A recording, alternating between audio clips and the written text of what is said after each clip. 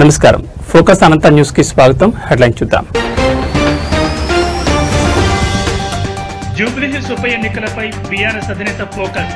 మాగంటి సునీత విజయం కోసం కేటీఆర్, హరీష్ రావుతో కేసీఆర్ సమాలోచనలు.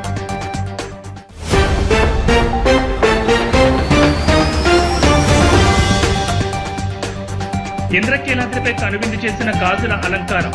5 లక్షల గాజులతో దర్శనమిచ్చిన కనకదుర్గమ్మ.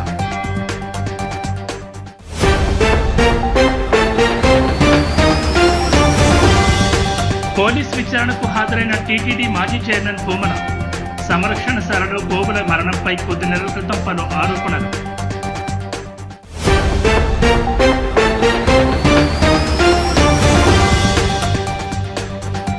ఆందోళన రోడ్ల మరమ్మతులపై మంత్రి దామోదర్ సమీక్ష.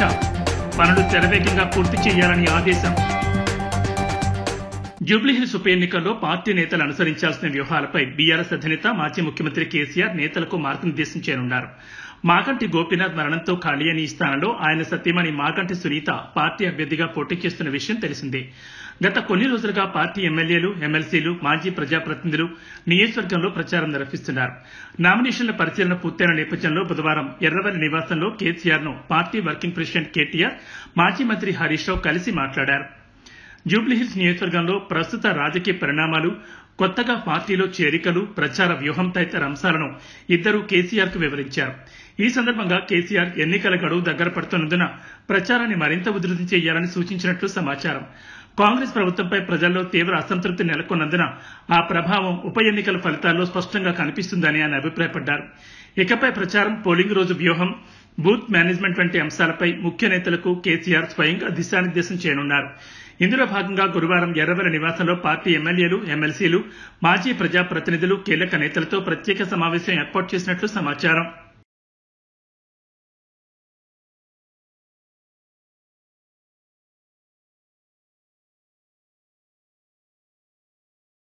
వైఎస్సార్ కాంగ్రెస్ పార్టీ నేత, టీటీడీ మాజీ చైర్మన్ భూమన కరుణాకర్ రెడ్డి టీటీడీ ఆధ్వర్యంలోని శ్రీ వెంకటేశ్వర గో సంరక్షణశాలలో గోవుల మరణంపై కొద్ది నెలల క్రితం పలు ఆరోపణలు చేశారు.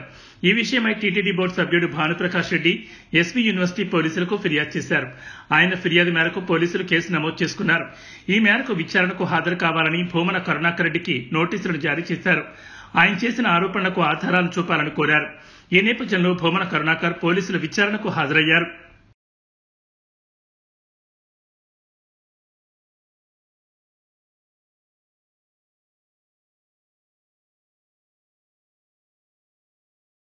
రంగారెడ్డి జిల్లా చేవెళ్ల నియోజకవర్గ పరిధిలో ఘోర రోడ్డు ప్రమాదం చోటు చేసుకుంది. తెల్లవారుజామున దాదాపు 3 గంటల సమయంలో గుర్తు తెలియని వాహనం ఢీకొని స్కూటీపై ప్రయాణిస్తున్న 2 వ్యక్తులు అక్కడికక్కడే దుర్మరణం చెందారు. ఈ దుర్ఘటన మల్కాపూర్ గేట్ సమీపంలో జరిగింది. స్థానికులు మరియు ప్రత్యక్ష సాక్షులు తెలిపిన వివరాల ప్రకారం మృతులు వికారాబాద్ జిల్లా యాలాల మండలం పగిడాల గ్రామానికి చెందిన సల్మాన్ మరియు వడ్ల రవిగా గుర్తించారు. వీరు హైదరాబాద్ లో ఉద్యోగం నిమిత్తం గ్రామం నుంచి స్కూటీపై బయలుదేరి వెళ్తుండగా మల్కాపూర్ గేట్ వద్ద ప్రమాదానికి గురయ్యారు. అటుగా ప్రయాణిస్తున్న వాహనదారులు వెంటనే చేవెళ్ల పోలీసులకు సమాచారం అందించారు. ఘటనా స్థలానికి చేరుకున్న పోలీసులు కేసు నమోదు చేసుకుని దర్యాప్తు చేపట్టారు. మృతదేహాలను పోస్టుమార్టం నిమిత్తం ప్రభుత్వ ఆసుపత్రికి తరలించారు. మృతులు ప్రయాణిస్తున్న స్కూటీకి నెంబర్ ప్లేట్ లేదని పోలీసులు తెలిపారు. ఈ ప్రమాదానికి సంబంధించిన పూర్తి వివరాలు ఇంకా తెలియాల్సి ఉంది. ప్రమాద వార్త తెలియడంతో మృతుల స్వగ్రామమైన పగిడాలలో విషాద ఛాయలు అలముకున్నాయి.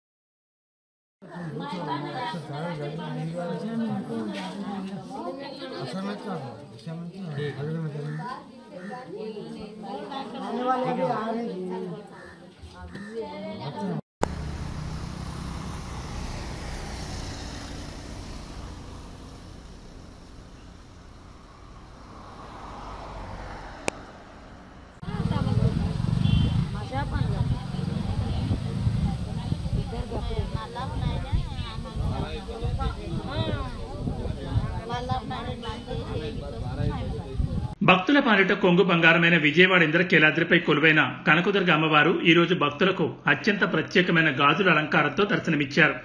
అమ్మవారిని సుమారు 5 లక్షల అందమైన గాజులతో అలంకరించారు. ఈ అద్భుతమైన అలంకారం భక్తులను ఎంతగానో ఆకట్టుకుంది. అమ్మవారిని దర్శించుకున్న భక్తులు కన్నుల పండుగగా భావించారు.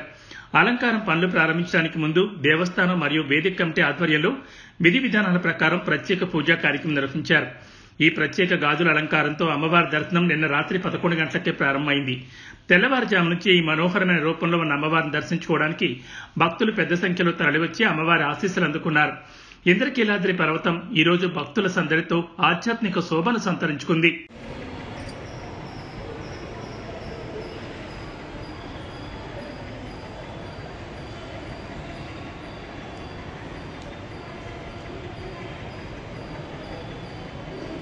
గాజుల తర్వాత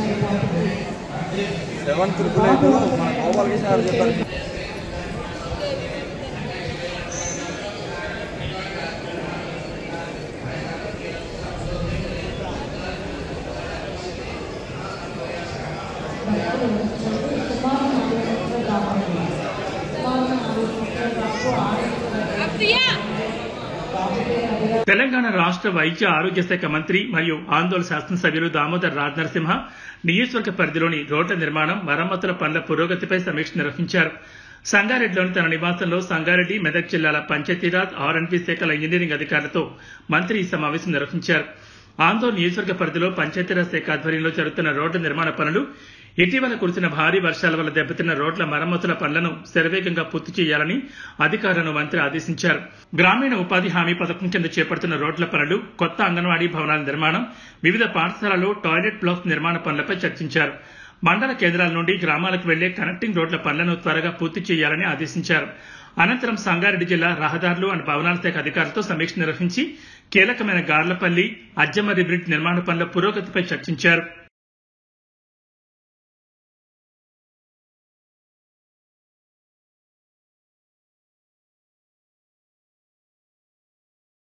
సేవే పరమాధర్మం అనే లక్ష్యంతో ఏనుగు సుదర్శన్ రెడ్డి చైర్మన్ గా ఉన్న వైఎస్ఆర్ ట్రస్ట్ ఆధ్వర్యంలో ఎదిలాబాద్ గ్రామంలో ప్రజల ఆరోగ్య పరిరక్షణకే ఒక ప్రత్యేక ఉచిత వైద్య శిబిరం ఘనంగా నిర్వహించారు.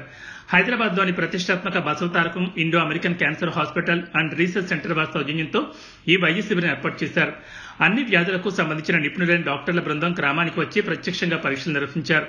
పరీక్షల అనంతరం అవసరమైన రోగులందరికీ మందులను కూడా ఉచితంగా పంపిణీ చేశారు. గ్రామ ప్రజల ఆరోగ్యం, వారి కుటుంబాల ఆరోగ్యం కోసం ఏర్పాటు చేసిన ఈ సువర్ణ అవకాశాన్ని అందరూ తప్పక వినియోగించుకోవాలని ట్రస్ట్ సభ్యులు కోరారు. ఈ కార్యక్రమంలో మాజీ MPTC Gattagala Ravi, single window director Chandupatla Dharmareddy, Ghatkesar municipal మాజీ councillor Mekala Padmarao, Chandupatla Jeevan Reddy, senior journalist Pittala Srisailam, Batte Laxman, Yugandhar, doctor Prithvi మరియు వైఎస్ఆర్ ట్రస్ట్ సభ్యులు పెద్ద సంఖ్యలో పాల్గొన్నారు.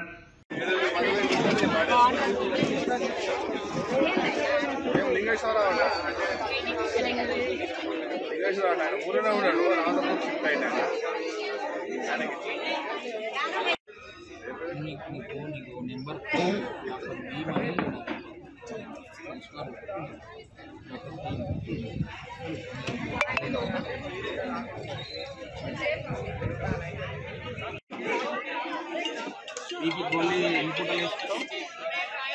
बीपी गोली ఒకటే సార్ టెల్ మై లివర్కి బాగా ఉంటుంది, ఇటువంటి ఉండొద్దు. ఇంకో విషయం అన్నగారు చెప్పింది ఏంటంటే, మనకు పైనుంచి ధనవంతుల నుంచి ఆ నీళ్లు అన్నీ కలిసి ఏది జూబ్లీ బంజారాయిల్స్ అక్కడ నుంచి అన్ని నీళ్ళలో కలుషితమై, తర్వాత ఇటు నుంచి ఇండస్ట్రియల్ అంతా కలుషితమై మన ఎల్లాది మీదకినే పోతాయి.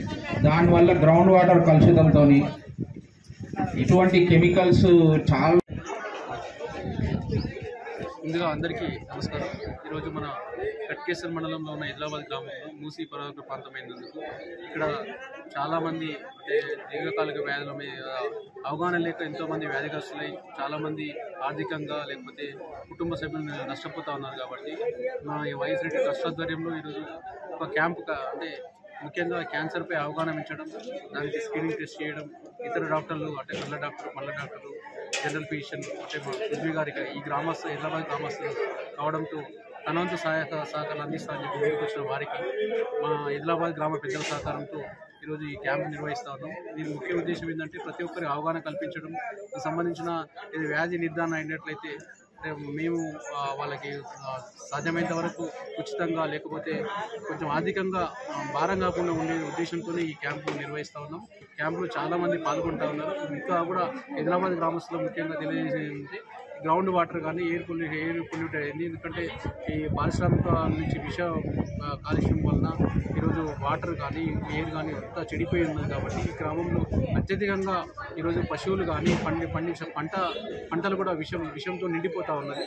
కాబట్టి మనం అందరం అవగాహన కల్పించుకొని మంచిగా అంటే సొంతంగా మనం కూరగాయలు పండించుకోవడమా లేకపోతే దాని మీద ఇంకా డాక్టర్లు చెప్పిన సలహాలు సూచనలు తెలుసుకొని అన్ని రకాలుగా బాగుండాలి అనే ఉద్దేశంతోనే ఈ క్యాంపుల ద్వారా కొంతలో కొంతైనా సహాయ సహకారాలు అందించాలని చెప్పి ఒక ప్రయత్నం చేస్తూ ఉన్నాం. దీనికి మీడియా వారు కూడా మాకు బాగా సపోర్ట్ చేసిండ్రు. ప్రజలు కూడా దీని మీద అవగాహన పెంచుకొని హైదరాబాద్ గ్రామంలో అన్ని రకాలుగా అంటే వాళ్ళు సంబంధించిన చర్యలు ఏవైతున్నాయో తీసుకుంటారని నేను డాక్టర్ల సూచన మేరకు తెలియజేస్తూ నాకు ఈరోజు ఈ సేవ చేసే కార్యక్రమం మా ట్రస్ట్కు నిరంతరం మేము హైదరాబాద్ గ్రామం అంటే నాకు ఒక అత్యధికమైన అంటే ప్రేమ ఉన్న గ్రామం కాబట్టి ఏ కార్యక్రమం తీసుకున్నా ఇక్కడ నుంచి చేస్తాం. మా వంతు ప్రయత్నం చేస్తున్నాం. మీ అందరికీ ప్రత్యేకంగా మాకు సపోర్ట్ చేసిన ప్రతి ఒక్కరికి ధన్యవాదాలు తెలియజేస్తాం. హైదరాబాద్ గ్రామంలో మన ఏనుగు సుదర్శన్ రెడ్డి అన్నగారి ఆధ్వర్యంలో వైఎస్ రెడ్డి ట్రస్ట్ ఆధ్వర్యంలో ఈ క్యాన్సర్ నిరోధిక క్యాన్సర్ స్క్రీనింగ్ సదస్సు మరియు అవగాహన సదస్సుని మా క్లినిక్ని ఈరోజు ఏర్పాటు చేసిన వైఎస్ రెడ్డి ట్రస్ట్ తరఫు నుంచి ఇది ఒక సద్వినియోగం చేసుకోవాలని హైదరాబాద్ గ్రామస్తులకు తెలియజేస్తూ, ఇది ఒక క్యాన్సర్కి సంబంధించింది కాబట్టి క్యాన్సర్ అనేది మామూలుగా 2వ స్టేజ్, 3వ స్టేజ్, 4వ స్టేజ్లో తెలుస్తుంది.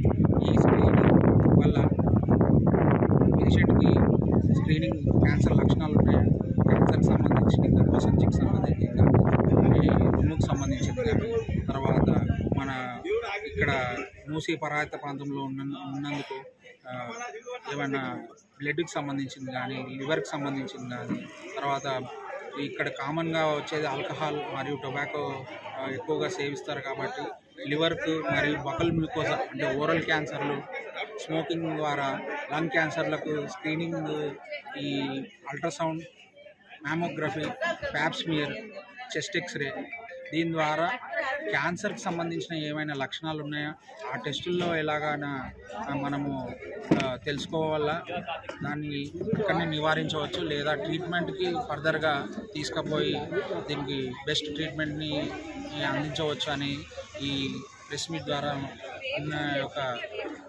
ప్రోద్బలంతో వైఎస్ రెడ్డి ట్రస్ట్ ద్వారా మన హైదరాబాద్ గ్రామంకి ఈ మంచి అవకాశాన్ని ఇచ్చిన అన్నగారికి కృతజ్ఞతలు తెలియజేస్తూ నాకు ఈ అవకాశం ఇచ్చినందుకు ధన్యవాదాలు తెలియజేస్తున్నాను. తెలంగాణ రాష్ట్ర ప్రభుత్వ వ్యవసాయ సలహాదారులు బాన్స్వాడ నియోజకవర్గ శాసనసభ్యులు పోచారం శ్రీనివాసరెడ్డి రాష్ట్ర ఆగ్రోస్ చైర్మన్ కాసుల బాలరాజు ఆకస్మికంగా ఆర్టీసీ బస్సు సర్వీసులను తనిఖీ చేశారు. ఈ సందర్భంగా నసరుల్లాబాద్ మండలం దుర్కి శివార్లోని ఎస్ఆర్ఎన్కే కళాశాల నుంచి గురుకుల వసతిగృహ విద్యార్థుల విద్యాభ్యాసం కోసం ప్రత్యేకంగా ఏర్పాటు చేసిన ఆర్టీసీ బస్సులో వారు ప్రయాణించారు.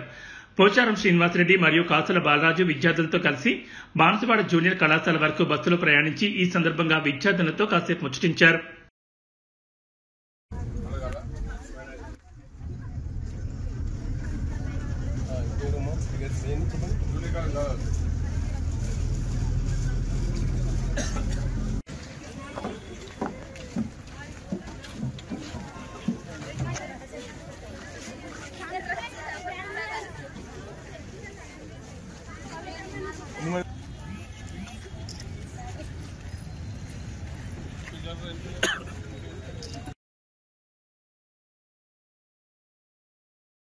ఉమ్మడి నెల్లూరు జిల్లా వాకాడు మండలంలో సముద్ర అలల ఉధృతి ప్రజలను భయాందోళనకు గురిచేస్తోంది.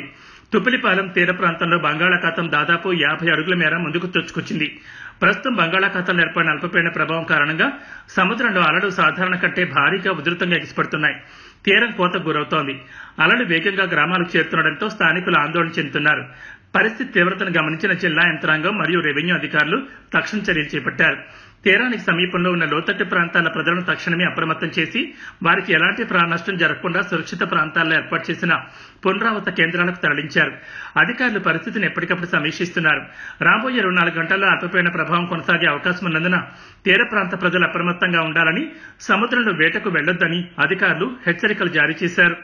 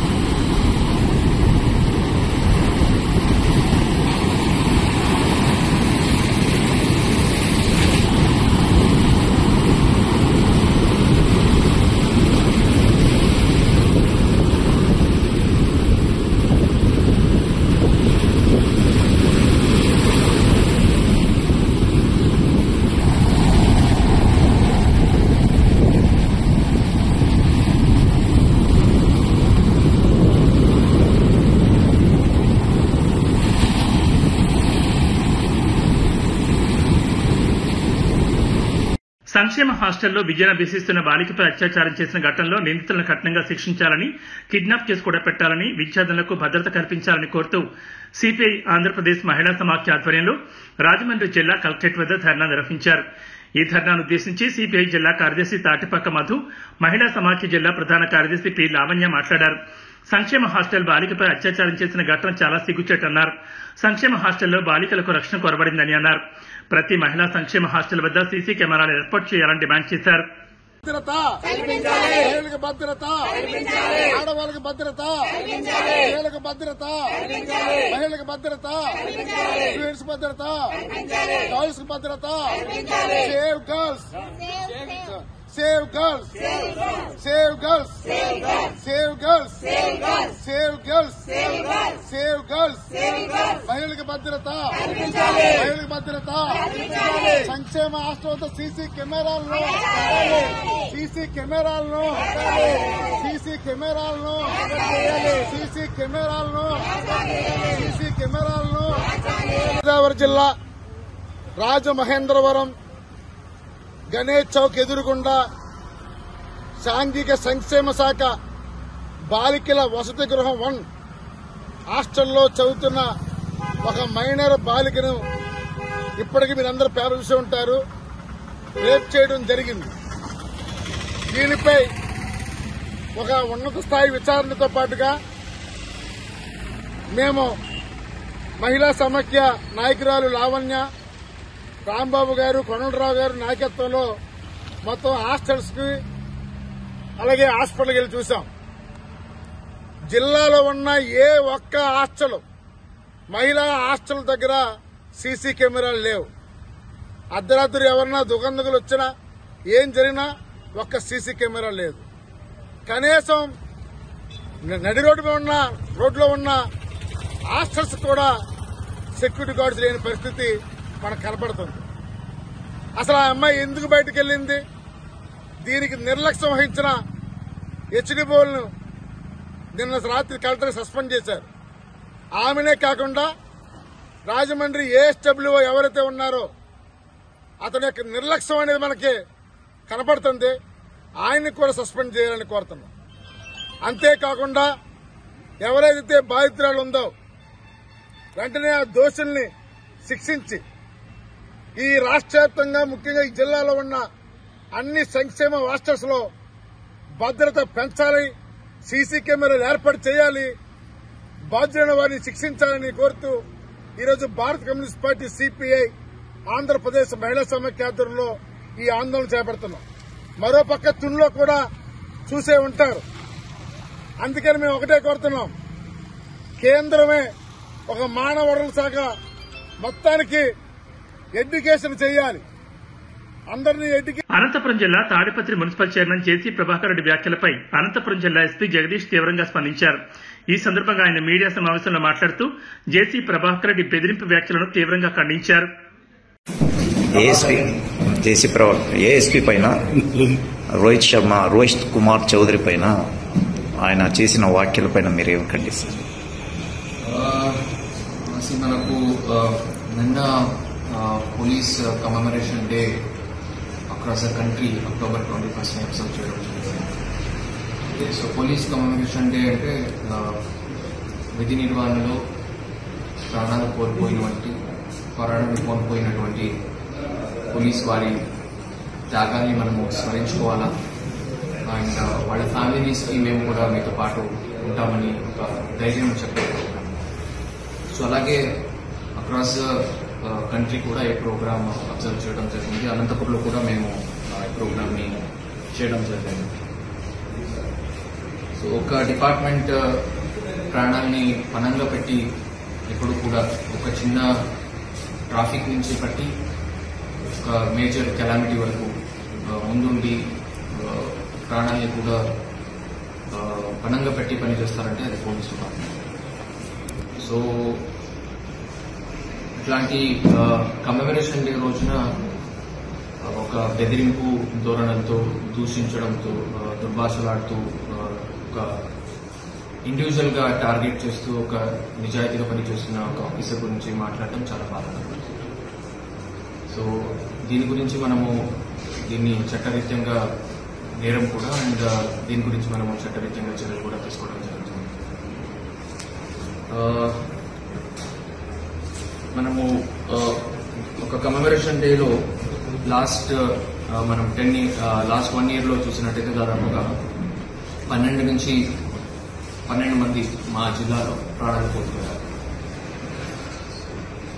సో కమెమరేషన్ డే టైంలో మనకు కుదిరితే 2 మంచి మాటలు, అండ్ మనం ఎలాగా పోలీస్ డిపార్ట్మెంట్ సేవలు ఎలాగా సొసైటీకి మంచి అవ్వడంలో, బాగా చేయడంలో ఎలాగా వాళ్ళ రోల్ ఏముంది, అండ్ వాళ్ళ త్యాగాలు ఏమి ఉన్నాయి, దాని గురించి మాట్లాడాలి తప్ప ఇలాగా బెదిరింపుతో, థ్రెటనింగ్ దీంతో అండ్ పర్సనల్ టార్గెటింగ్ చేయడం అనేది